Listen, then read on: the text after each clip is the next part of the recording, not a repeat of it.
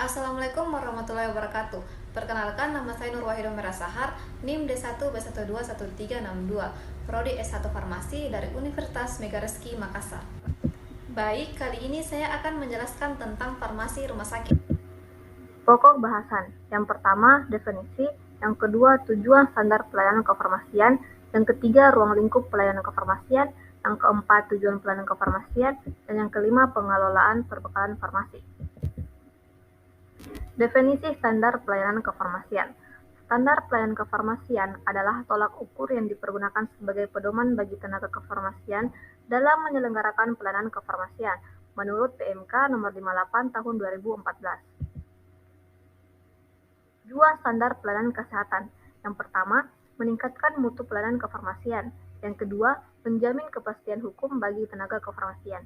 Yang ketiga, melindungi pasien dan masyarakat dari penggunaan obat yang tidak rasional dalam rangka keselamatan pasien atau pasien safety.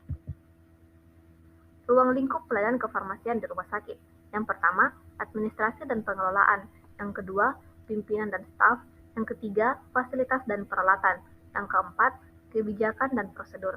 Yang kelima, pengembangan staf dan program pendidikan. Dan yang terakhir, evaluasi dan pengendalian mutu. Pengelolaan perbekalan farmasi. Yang pertama, memilih perbekalan farmasi sesuai kebutuhan pelayanan rumah sakit. Yang kedua, merencanakan kebutuhan perbekalan farmasi secara optimal. Yang ketiga, mengadakan perbekalan farmasi berpedoman pada perencanaan yang telah dibuat sesuai ketentuan yang berlaku.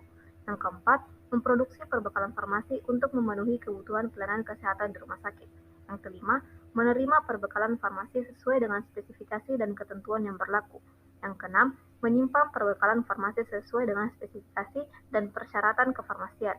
Dan yang terakhir, mendistribusikan perbekalan farmasi ke unit-unit pelayanan di rumah sakit. Tujuan pelayanan kefarmasian. Yang pertama, melangsungkan pelayanan farmasi yang optimal baik dalam keadaan biasa maupun dalam keadaan gawat darurat, sesuai dengan keadaan pasien maupun fasilitas yang tersedia. Yang kedua, menyelenggarakan kegiatan pelayanan profesional berdasarkan prosedur kefarmasian dan etik profesi.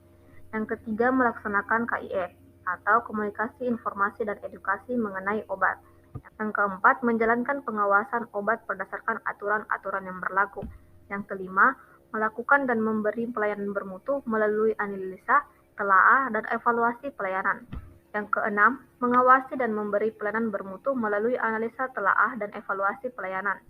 Dan yang terakhir, mengadakan penelitian di bidang farmasi dan peningkatan metode. Itulah tadi penjelasan singkat dari saya. Semoga bermanfaat. Wassalamualaikum warahmatullahi wabarakatuh.